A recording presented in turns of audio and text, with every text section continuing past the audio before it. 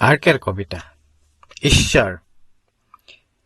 কত সাধনা প্ৰকৃতিৰ, কত ৰহস্য সযতনে ৰাখিছে সাঁচি নিৰন্তৰ, সন্মুখত জীৱকুলৰ কল্যাণ চিৰতিকাল। এটা গুটি বিৰিখৰ, তাকো দিছে পাখি উৰিবলৈ আকাশত, দূৰ বহু দূৰ। য'তেই গৈ জিৰাব তাতেই ধৰিব শিপা, মেলিব জীৱনৰ চিৰন্তন প্ৰবাহ। সৃষ্টিৰ অভিনৱ পৰিকল্পনা, মৃত্যুৰ পিছতো জীৱনৰ সম্ভাৱনা।